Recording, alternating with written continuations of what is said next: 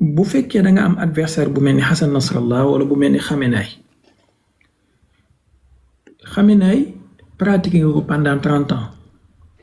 xam nga ni muy xalaatee xam nga dafa feebar xam nga ban pathologie la am xam nga dafa wér wala mu ngi def sport wala nangam xam nga sax soo moytul ban plat la gën a bëgg ci lekk wala ban couleur la gën a bëgg parce que say service liggéey nañ ci loolu kooku soo ko reyee maanaam da ngay créer benn image yu martyr ci moom donc da nga koo bëggoon a doyalal mais da nga koo gën a màggal benn ñaareel bi xamoo kan ngay am koy remplacer peut-être kii ñëw di ko remplacer mooy gën a dof téeméeri junne yoon gën a intraitable téeméeri junne yoon et kooku bu boobaa su ñëwee am na yoo xamante ne dootoo ko mën a am ci moom parce que dañuy verrouiller fépp fépp xaaral ma jox leen exemple bu gàtt ci Sénégal mais li may wax ni c'est hors tout considération politique wala parti pris exemple la rek maanaam Macky Sall ñi ko bëgg te faral ko nañ ma jéggal encore une fois c'est hors de tout parti pris juste exemple la Macky Sall dafa éliminer candidature Khalifa Sall éliminer candidature Karim Wade fexe ba ternir image yu candidature Idrissa Seck maintenant bi mu defee loolu foog na ne mu ngi ci jàmm xamul ne kii ñëw ginnaaw gi Ousmane Sonko lay tudd kooku moom moo koy gën a créer problème et gis ngeen lim jur après donc ki nga am en face nga xam ne classique la xam nga ko mën nga natt ni muy xalaatee il est prévisible mën nga anticiper 2-3 coups yi mu war a def après kooku mën nga traiter ak moom c'est beaucoup plus intelligent nga bàyyi ko fi et tu traites avec les capacités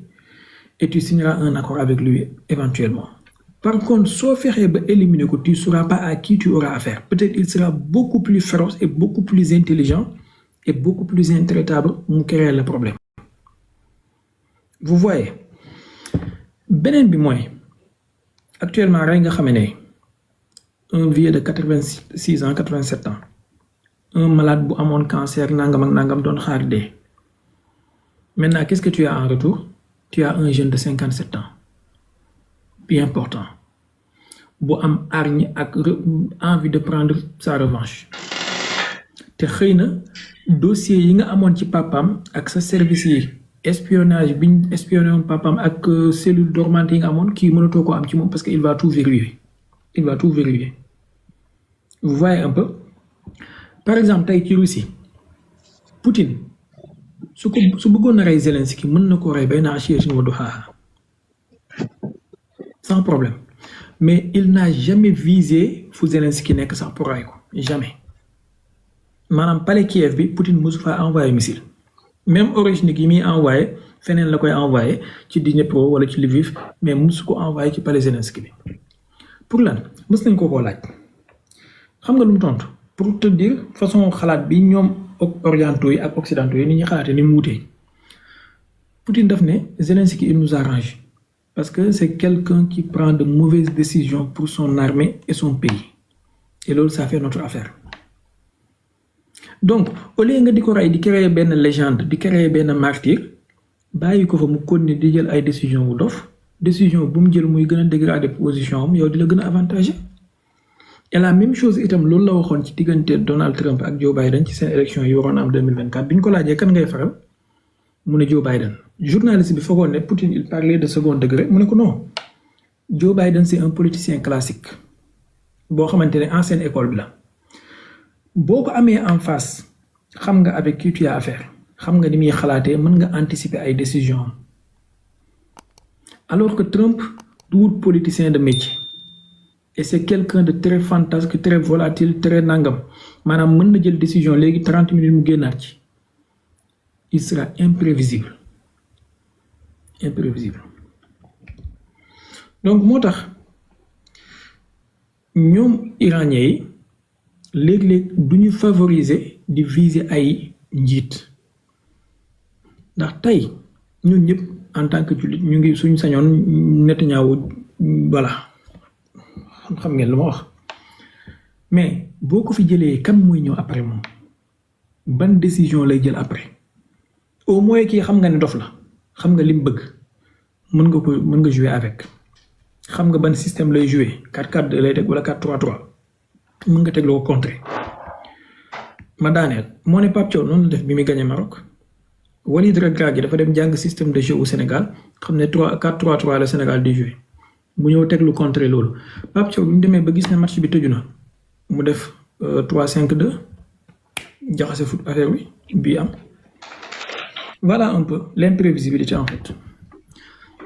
allez-y. waaw balaa Bill di ñëw maa ngi koy nuyu di ko ziar bu baax mbokk yi ñu tapte live bi daa mel ni bañ ko taalee yàgg na te 100,000 cas sax amu ko te sécurisé waale ko ci ay kër ak ay 99 wala 999 ak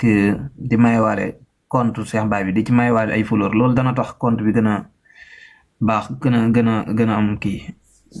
diñ ci mën a lu koy gën a mën a dëgër rek c'est parce que ñun fayuñu ko dara wax dëgg yàlla te moo ngi toog di génn xam-xam boo xam ne xam-xam bu am njëriñ la waxuma la information yi sax mais analyse yi ak gis-gis bi mu lay wan ni mu lay guider di la wan yan yoon nga mën a jaar pour mën a comprendre li xew ci àdduna bi loolu dafa am solo Bill maa ngi lay ziar baax a baax. ñu ngi leen di ziar soxna Bill maa ngi lay ziar soxna Mame Diarra vas-y l'honneur aux femmes d'abord après Bill doog a ñëw. dégg maa ngi delloo ziar bu baax. na nga def. maa ngi sant yàlla alhamdulilah maa ngi si jàmm. maa ngi déglu man kat je pense que ni je suis un peu en retard comme ça il faut que mu xool débat bi fan la son xew d'abord. je me disais que ça parle de la géopolitique donc. débat bi yaa ngi tooñ suñu président dégg naa la. débat bi daal mooy borom kaala yu ngand yi nekk fële moo laay ak borom bopp bu orange bi nekk côté bi. ah moo tax man la bàyyi si yaa ngi ci suñu président politicien là il sait bien faire de la politique. Vraiment il est comme ni nga ko waxee il est imprévisible kenn mënul xam fu muy génn. Donc ce qui fait que c'est très difficile nga centrer duma tudd turam parce que xam nga ñun dañuy orange guy bi moom mi ngi noonu kenn xamul fan lay génnee mais en fait man je vais pas dire quelque chose que je ne maîtrise pas trop bien vrai que je suis l'actualité trop même mais li ma leer ba wóor moom mooy comme par exemple moi je discute beaucoup avec mon père sur les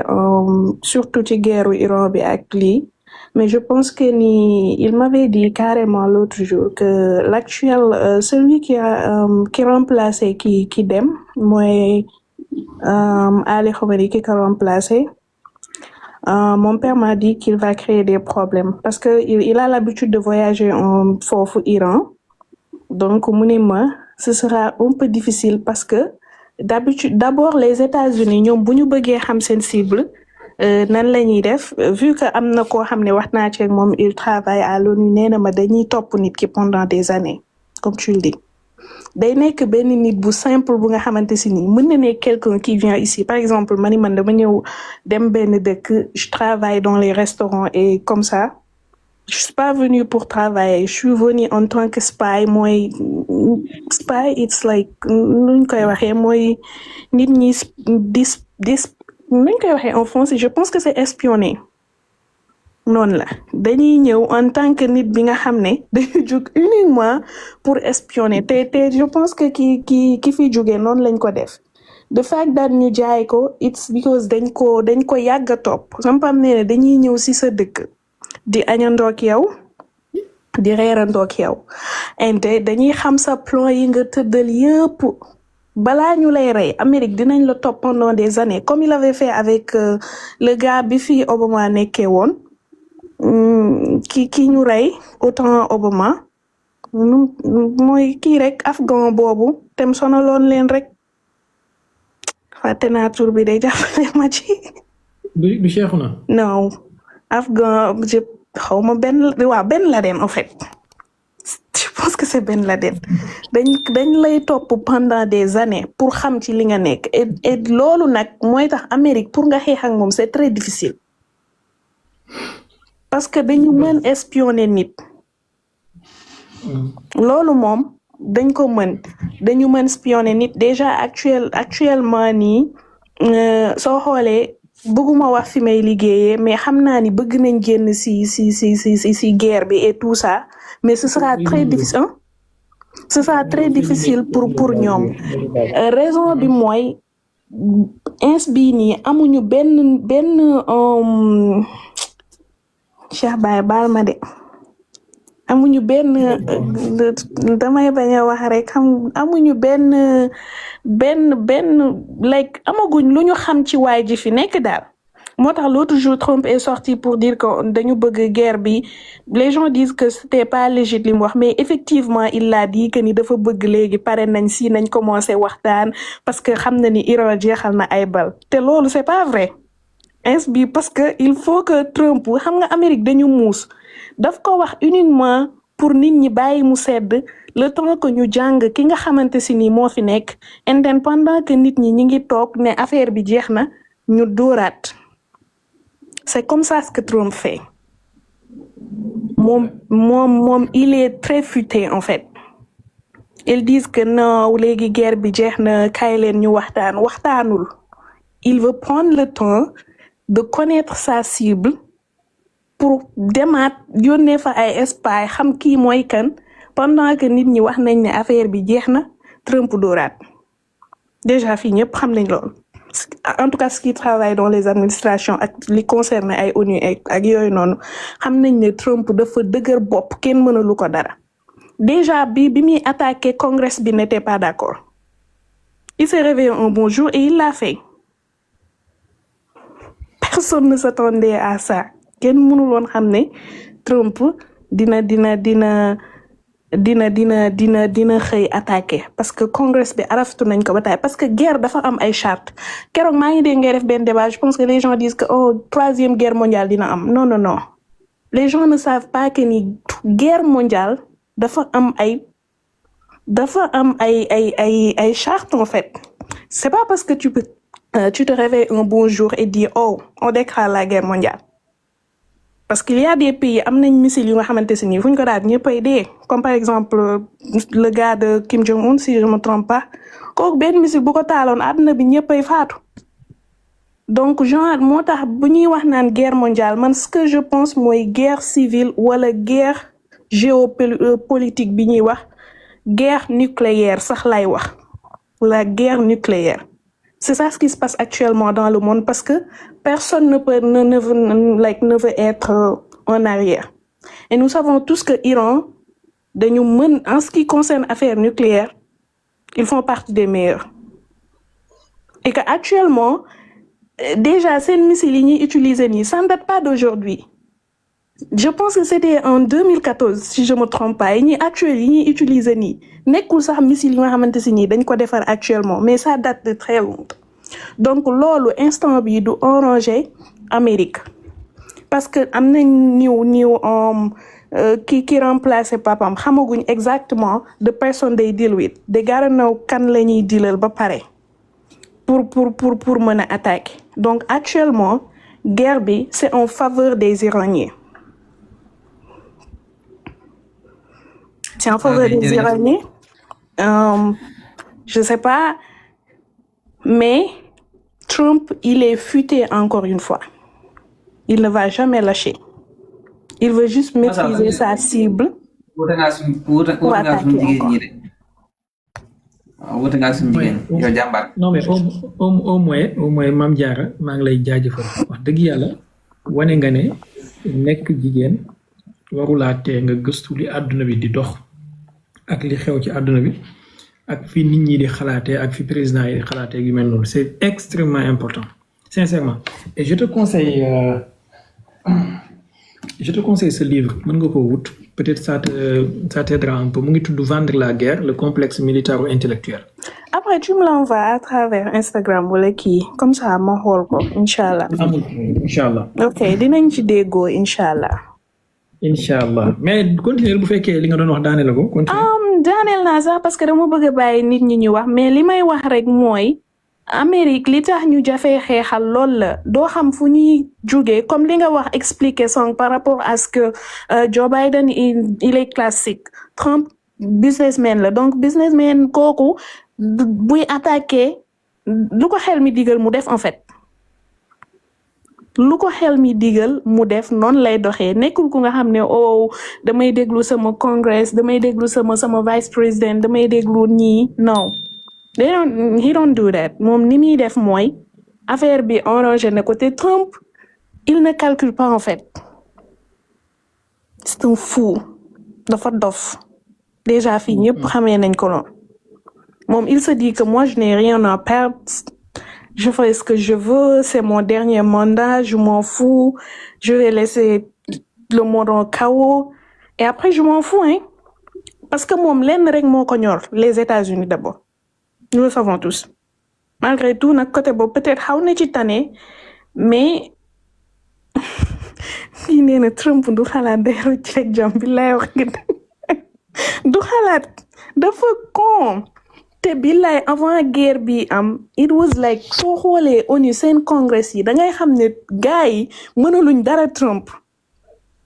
expliqué nañ ko multiple times que ni guerre du noonu dafa am ay charte surtout nga war a guerre ak dëkk bu nga xam ne Iran la même boo leen di rey duñ bàyyi iranien bu ñu ñoom kaay dee moo leen gënal kaa ñu dund ñoom duñ bàyyi donc am na tamit keroog maa ngi dégg kuy wax ba ci wax la position des autres yeneen dëkk yi en ce qui concerne la Russie China and yeneen pays man je pense que la Russie gis nga Russie tant que tu ne touches pas à leurs intérêts personnels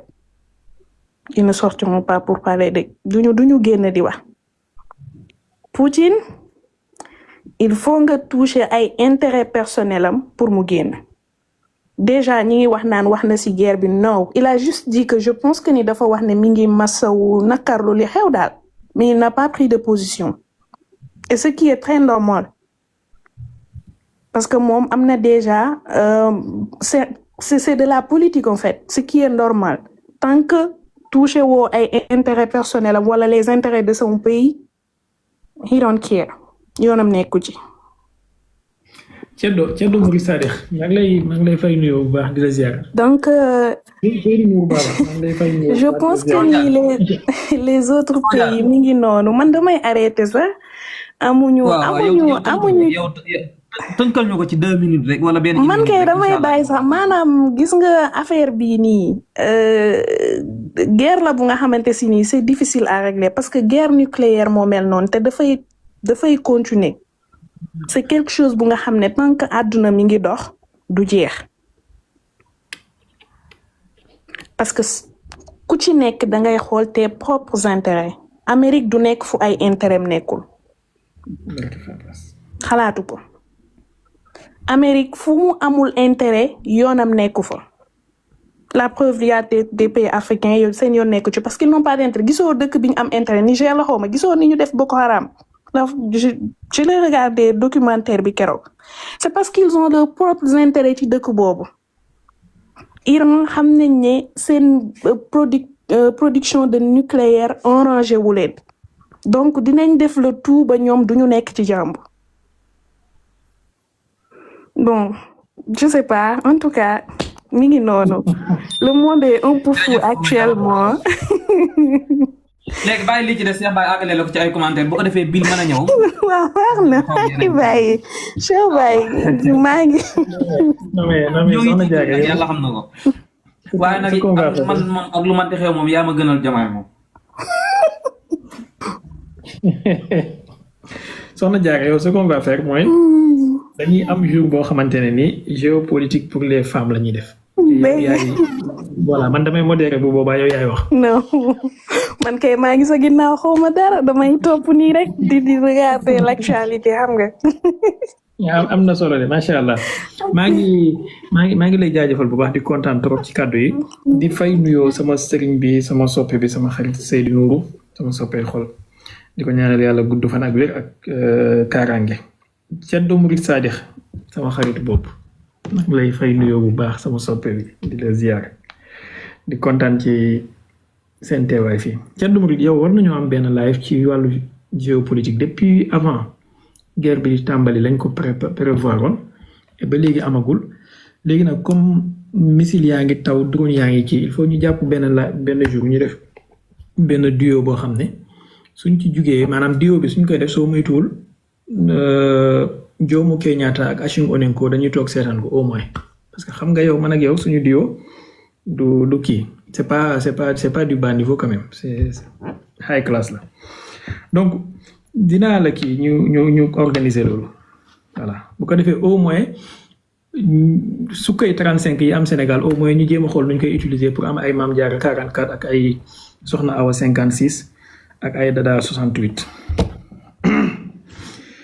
man de su ma amoon bis bu ma nekkoon président Sénégal su ma defaree benn radar d'alerte précoce boo xamante ne dafay gis à 500 kilomètres Ceddo 07 laa koy tuddee Ceddo 07 radaru Ceddo léegi su ma amee dôme de fer wala dôme doré wala ma koy tuddee dôme de fer boobu moom comme kaaraange la Nouruddin laa koy tuddee Seydou Nourou yow suñ dôme de fer bi protéger Sénégal yow lañ ko ko tuddee